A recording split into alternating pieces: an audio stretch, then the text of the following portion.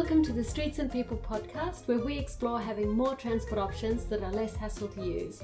Hosted by Get Around Caboolture, we bring you 3 types of episodes. People and Projects share stories of change. Not Everyone Drives gives voice to non-drivers. Road Rules 360 unpacks road rules for people outside a car.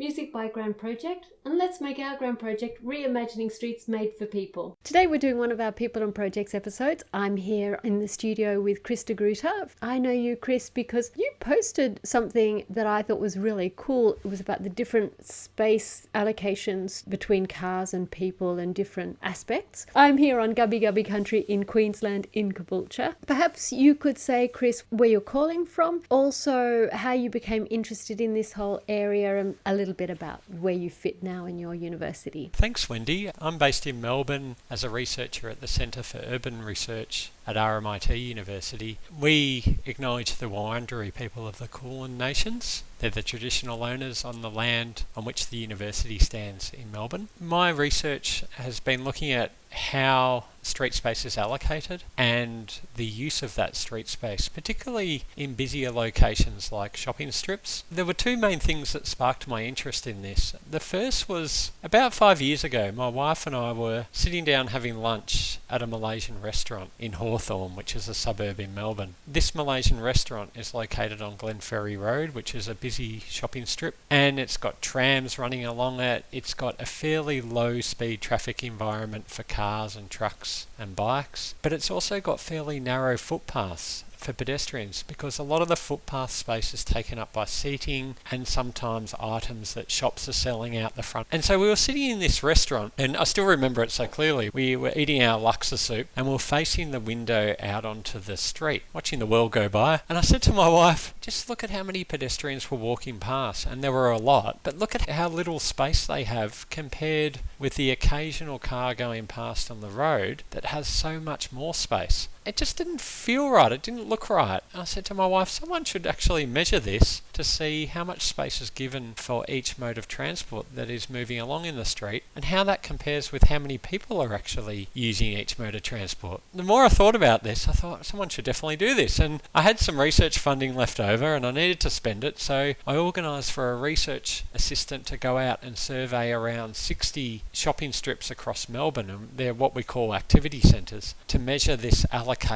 and use of the street space. And so we went ahead and did that, and that was almost 5 years ago now that those surveys were done. The other main thing that sparked my interest in this topic, and I guess it's an unfortunate reason, is the way we've traditionally in the transport field measured use of the street space has often been by measuring traffic flow on the street. Often it's about counting cars and trucks and not counting people. Typically we'll measure how many vehicles go past each hour or on a per day basis. Rarely do we measure people, and if we do, we might measure it in the same way. How many went past a certain point on a per hour or per day basis? And that might sound alright if you're measuring people, but it unfairly disadvantages pedestrians because they tend to move slower than other modes of transport, particularly cars. And so pedestrians are using the street a lot, but they're not counted much when you measure people flow. So I thought there's got to be a better way to measure the use of our street space. That's where the research sort of started from. So let me see if I've got this. What you noticed about the vehicles is much more an A to B trip. How quick, how cars are separate from the street in a way, but how pedestrians and people on bikes or whatever, that is a slower pace. There's more action happening for that person in their journey, and that slowness is actually discriminating against their being valued as part of the street, even though they are more involved with the street. Absolutely. So if we are to measure how the street space is used, we shouldn't be using measures like traffic flow because it doesn't take into account very well the interactions on the street. People sitting, people standing still and talking, they wouldn't be counted. As we know, our streets are there for interaction, particularly in these busier locations. They're where people meet each other, they're where people interact, where people undertake activities and enjoy their lives. We need to get better at measuring this so that we're not unfairly disadvantaging slower modes of transport.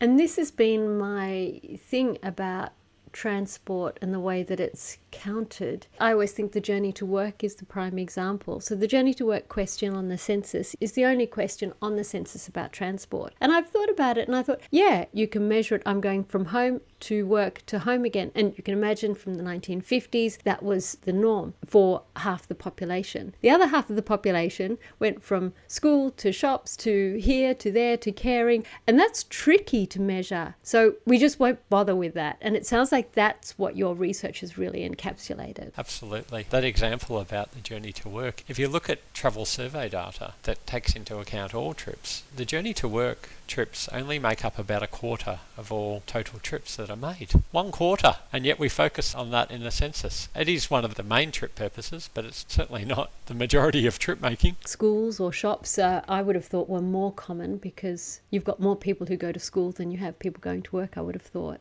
Your study found that pedestrian space is significantly undersupplied while car-related infrastructure is oversupplied. What are the biggest barriers to correcting this imbalance? Firstly, I'll talk about this undersupply and oversupply issue, and they're probably not the best terms to use, but maybe underallocated and overallocated might be a better way to think about it. When we surveyed shopping strip locations across Melbourne, we looked at about 60 different locations. On average, we found that pedestrians account for around 55% of all people using the street space, but they're given only 33% of the space. And in some locations, like Ackland Street in St Kilda, which is a very vibrant activity centre, pedestrians account for almost 90% of people using the street, but they're given about 55% of the street space. But you compare that to cars and trucks at the location where we surveyed in Ackland Street, cars and trucks are given over 40% of the street space, but only account for around 10% of all users of the street. Pedestrians, of course, take up less space than a person in a car or a truck, so you might say, oh, well, that's fine. Pedestrians deserve less space. And there is a good argument for that. But if we allocate space on the basis of how big the vehicle you're in is, then we're only going to favour larger vehicles. And that's not great when you're talking about shopping strip locations where people like to congregate, where people like to interact, where people like to spend time.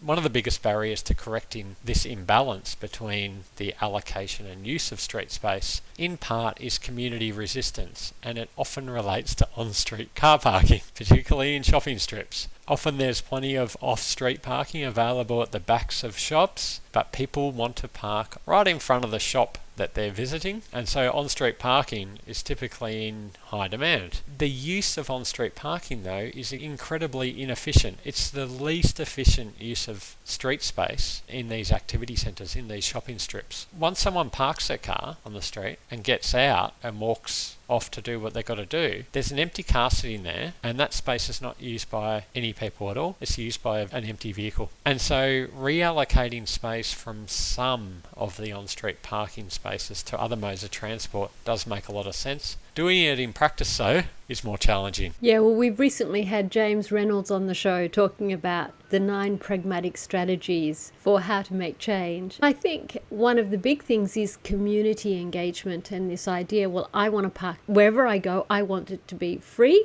I want it to be right there. You think, where else in life do you get it free just in front? Like, you just would never expect that in any other thing, but we expect that with cars somehow, for some reason. Absolutely, and it's become an accepted practice, hasn't it?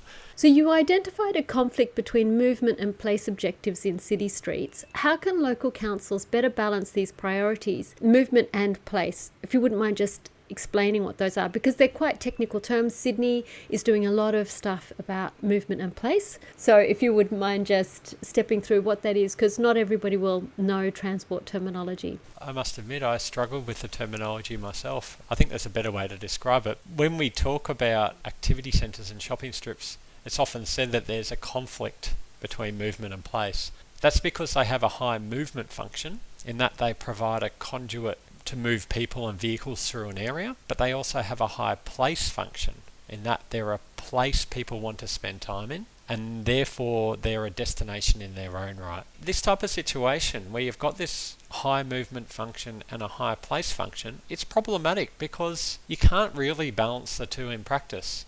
We need to be clearer, and local councils need to be clearer on what the primary function of a street should be. It can't be everything to everybody, because if we try to do that, we don't really get very far and it doesn't work. Instead, we should be saying, what do we want this street to be? What does the community want it to be? What do traders want it to be? What would deliver the best outcomes to get there? And then we need to tailor our approach accordingly to achieve that. Perhaps you could explain your tool a little bit. So you've got the 6 measures of street space. What are the measures so we can have a bit of an idea about the substance of what you're describing? We've started by using, rather than traffic flow, which counts motorised vehicles, we've used people flow as the basis for our first measure. So how many people go past a point on a per hour basis? And we've also used another measure called people concentration, which can be thought of as people density, and that's the number of people per kilometre along a street. So rather counting people going past a certain point, people concentration counts how many people there are along a kilometre stretch of a street. And there's a good reason for doing that, because if you stand on a footpath and if you look out onto the street, you typically count more cars going past than you would pedestrians or other modes of transport, because those pedestrians and other modes of transport are typically moving slower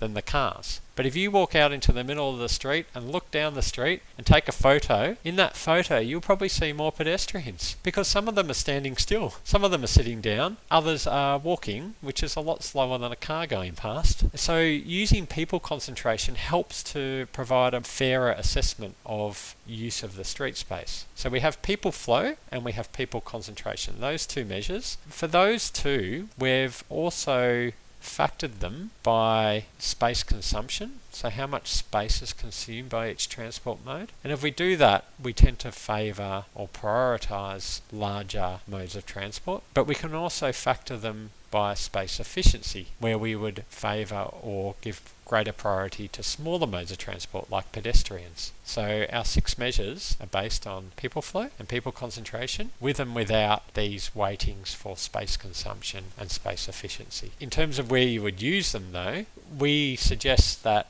for a movement-based street where you're trying to just get people through an area, you would use people flow as a basis for that. But then depending on what type of priority you want to provide to different modes of transport, you'd either weight it by space consumption to favour larger modes or space efficiency to favour smaller modes. And for the place-based streets, where you're looking for more of a place-based function for a street, you want the street to be a destination in its own right, we would suggest using people concentration. And again, if you're looking to prioritise larger modes, which you probably wouldn't in a place-based street, but if you were, we would suggest factoring it by space consumption. But if you're looking to favour smaller modes, then you would use space efficiency as a basis for that. In central Melbourne, you obviously have trams and you have buses and you have trains and you have people walking and cycling and all that. So we're on the outer suburbs of Brisbane, where we sort of maybe have a bus service on a good day that's not very direct. People can't rely on that. So it's very, very car dependent here. Our big streets are these horrible big stroads. If you wanted to make it more pedestrian friendly, how could you do that using your techniques? Yeah, a lot of the research we've done is on inner city areas, because that's where street space is typically more contested. But I believe you can apply the same concepts easily to suburbs like Caboolture. In those locations, people flow is probably going to be more relevant because you've got more movement-based streets, and it's about movement rather than spending time in the place. But the key thing there is not just to count cars, it's to count people and their use of each mode of transport. And by doing that, you can get a better understanding of how is the street being used by pedestrians, by public transport users, by people in cars, people in trucks, people on motorbikes, and any other forms of transport. There are locations in Caboolture like King Street where you've got Caboolture Square, so the shopping centre, and if you have a look, you've got wider footpaths where you could actually have more on-street parking, but instead footpaths are wider in those locations in place of on-street parking. So the concept's already there. It's just not there to the same extent as it is in some of the inner city, capital city areas. That's very interesting, because in order to cross King Street at Caboolture Hub, you've got 4 lanes of traffic, 2 on either side, going at 60 kilometres an hour in a high pedestrian zone. So just crossing from the library or the council chambers to the shopping centre is a bit of a nerve-wracking experience. You have to pick your moment. If you actually looked at the amount of people using that space to cross, and this is perhaps an example, is to think, well, if we counted the number of people crossing at that intersection, you could really design that so that it feels much safer. And likewise down in Morayfield, there's a lot of people who cross over in the median strip, and those people aren't being counted. I love this idea of people flow, because I think that will make a huge difference, because you've got lots of people walking, which currently, as you say, are not being counted. If it's a toolkit, I want to put it up on my website and say this is available. So could I do that? You can certainly put our research up. It's not really a toolkit though. We've provided some case study examples of how you could apply it in one of our research papers, so maybe that's part of what you're getting towards, examples of how to apply these different measures. What policy or design changes have you seen work effectively in reallocating street space more equitably, and perhaps what have you found has worked? Many of us will remember some wonderful changes we saw to our streetscapes during the earlier days of the COVID pandemic, where in some locations on-street parking spaces were converted to outdoor dining in the form of what we call parklets. And some of that has remained, some of it hasn't, but it's certainly positive to see this and have traders supportive of it, because it's a lot more productive to have 8 people sitting and interacting in the space where an empty car would have sat than what we've got in a lot of shopping strips today, where we've got just endless on-street car parking. Certainly also if you've got bike lanes in place, or if you're looking to put them in, if you've got outdoor dining there and not parked cars, it makes it a lot safer for cyclists too, because the risk of someone opening their car door far less. But in conjunction with all this, and it draws on what you mentioned earlier about people going past at 60 kilometres an hour and you're trying to cross the street, speed limits are a big thing that can be done in conjunction with street space reallocation. And of course it's very political, but if we want our street to be safer and more enjoyable for pedestrians and cyclists, we do need to reduce speed limits so that space is more comfortable for people to enjoy. In the UK they have a great slogan that you see a bit, that 20 is plenty. And they're referring to 20 miles per hour. That works out to about 32 kilometres per hour here. Many shopping strips, at least in Melbourne, are now 40 kilometres per hour.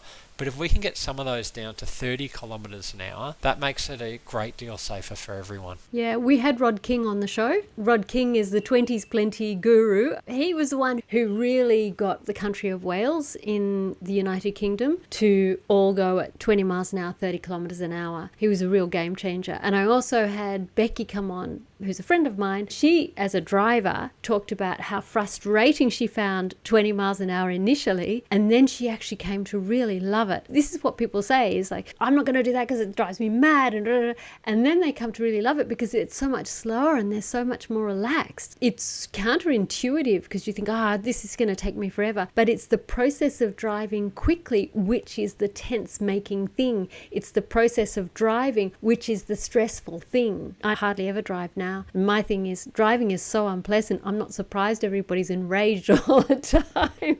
It's the way our spaces are designed, so that's how we've done it. You talked before about the 6 measures for street space use, moving beyond vehicle flow to focus on people. Which of these measures do you think is most useful for local governments trying to design more equitable streets? I think all 6 measures are useful depending on the type of street you're looking at and the way in which you wish to prioritise access for different transport modes. So if you're looking at more movement-based streets where it's more about getting people through an area, you would focus more on people flow. And then depending on the level of priority you want to give to different transport modes, if you want to prioritise larger modes of transport, you would weight that by space consumption. If you want to give equal priority to all transport modes, you would just use people flow. And if you want to give priority to smaller transport modes like pedestrians, you would weight it by space efficiency. But for place-based streets where people spend time in, like shopping strips, we feel that people concentration is a much better measure because it takes into account the different speeds at which different transport modes are moving. And again,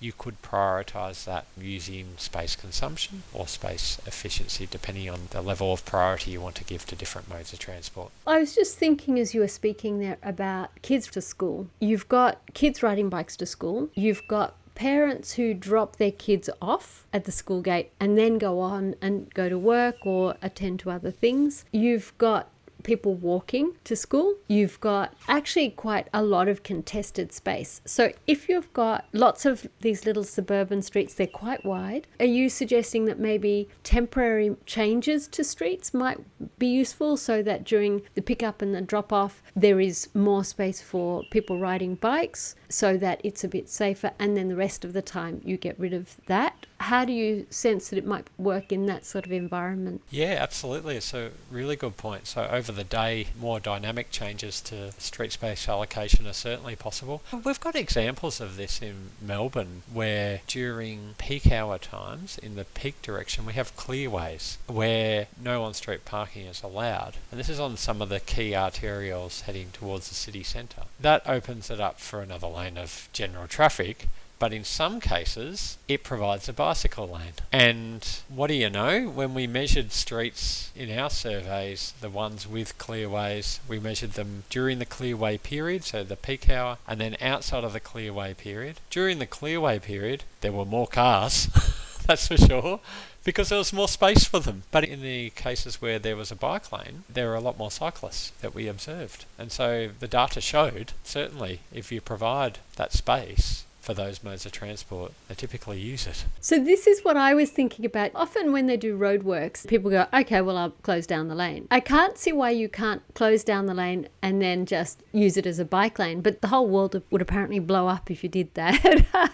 But it just goes to show this bias. A street is for cars, it's not for bicycles. I think this mindset is part of the problem that we have to navigate. What is a social norm, you know? In the Netherlands, I was just reading, there's places where private vehicles are not at all part of the council's zoning allowance. So no one owns a car. I thought that was quite interesting to discover that. What a flip around for us that would be. Imagine, the whole world would blow up, I'm sure. Absolutely. And I think that on the topic of roadworks, for the longer term ones, where there might be something done where a lane or even a road is closed for an extended period of time, the world does not blow up. People reroute, people find other ways. Those instances are wonderful opportunities to actually change something for the better. If someone in the community thinks, gee, I wish we could get council to rethink how they look at the way they count people's movements, how could they go about it, or what do you suggest they could do? I think as an individual, next time you're on a busy street, particularly a shopping strip, just look at the number of people using each mode of transport, including the pedestrians, and ask yourself, does the allocation of street space in this location look fair? Also ask yourself, well, how could we reallocate the space to make it a better place to be? After you ask yourself those questions, let your council know about what you think, because the more people do this, the better places we can create. If you're working in a council or a state government, look at your policies and your strategies on street space allocation and ask yourself, could they be better informed by measurements of street space use, not just based on traffic flow? Could they be better informed by counts of people using each mode of transport, not just counts of cars and trucks? And measurement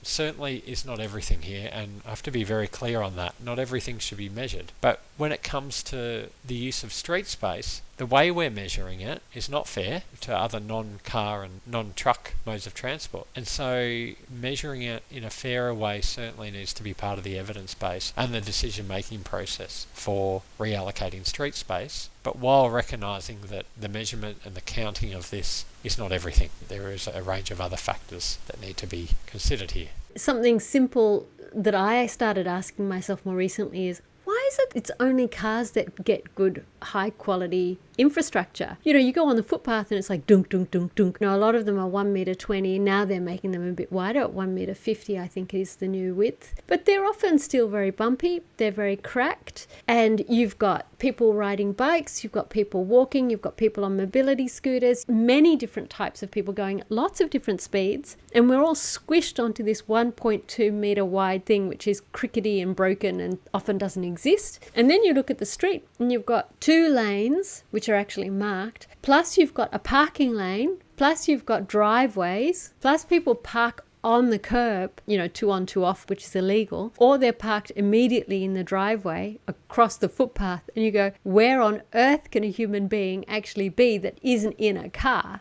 And you can't even go to the tip here unless you have a car. So that shows you it's just maddening if you're not in a car. It strikes me that you're asking this fundamental question, which is, why is it only cars that get street allocation? Yes, absolutely. And it's the quality of that infrastructure too, not just the width, but like you say, the footpaths are bumpy and they've often got services that need access, and sometimes you've got poles and other things and other street furniture. The footpath width might be 1.2 or 1.5 metres, but in reality the effective width of it is probably half of that because of all the other stuff that's in the way. And then often I'll see, the utility guys, and they'll put a little fence around and you're stuck there, as you say, on like 40 centimetres or whatever it is. Or you get a sign which is for the street and it's on the footpath. And you go, no, I want to put it back. Or you get the rubbish bins. And for some reason, rubbish bins which are collected on the street have to be on the verge. And you go, no, I want to put it on the street.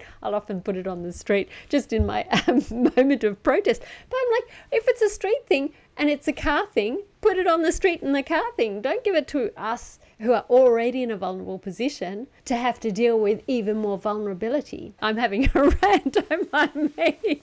So if you had your time over and you did the research again, what would you have done differently, or what did you learn along the way that you wish you had learnt at the beginning? That's a great question, and everyone said, why aren't you using cameras to count people? And I still remember I thought, okay, I'll try it. Because you have to stand on the footpath to count people, because we're counting pedestrians as well. We're not just counting cars and trucks on the roadway. On these footpaths in busy shopping strips, there's often an overhead canopy, like a veranda, for weather protection. And I still remember holding up a camera well above my head, holding it up pretty high. 5 minutes into the recording, a massive truck comes and pulls up in the on-street parking space next to where I'm standing. This truck was as high as this overhead canopy, this veranda. So it completely blocked the view of everything else. And we tried other ways. We tried taking photos down the street at different intervals, but then the ability to count pedestrians is very hard because they're often blocked from the parked cars. You can't see them as easily. I guess trying all these other methods in hindsight was a bit of a waste of time, and that there is no substitute for going out there and standing and counting manually, because you get a lot better feel for an area by doing that. The other thing that we could have done, and I think this is a hard one but it needs to be done, is to measure time spent in the street. So someone that's taking a car to a location might drive through it. They might park and then spend time in the street as a pedestrian, or they might just pass through. But particularly for pedestrians, we need to understand how much time are you spending in the street, because it's time spent that is related to use of the street space. And so if we can get a better understanding of that, that would also help with our decision making around street space reallocation. And time spent interacting with the street. Basically, if you're in a box and you're hermetically sealed from the environment, you're not in the street, you're separate from the street. How do you measure that? And the other thing I was thinking about, I wonder how you could measure trips not made. We recently had Lisa Stafford, who has worked closely with Bridget Doran. They did some research on trips not made, which is, I wanted to go there, but I simply couldn't because the transport infrastructure was too poor. I was sitting there going, I wonder how you could do that in the measures that you have done. Have you looked at that at all? No, we haven't, but certainly it's a very good thing to be asking, because it's not just things like public transport and the facilities provided for pedestrians and cyclists. It might be a perception of a lack of car parking that means that people don't make the trip to a certain location there. So capturing that as well, I think it's very important. All right. Well, thank you very much for your time. I really appreciated it. It's been great to chat. I didn't know you beforehand, so really lovely to make this connection. And thank you very much for taking the time, because I know how busy you are as an academic. It's completely flat chat. So thank you very much. I've really enjoyed the conversation. Thank you, Wendy. Thanks very much. Thank you for listening to the Streets and People podcast. If you enjoyed this episode, share it with someone who'd find it helpful. Your small action could make a big difference. We're on all the usual podcasting platforms, so don't miss a single story. To find out what else we do, check out getaroundcaboolture.au. Until next time, remember, there's more than one way to get where you're going. Keep moving, keep listening, and keep imagining streets made for people.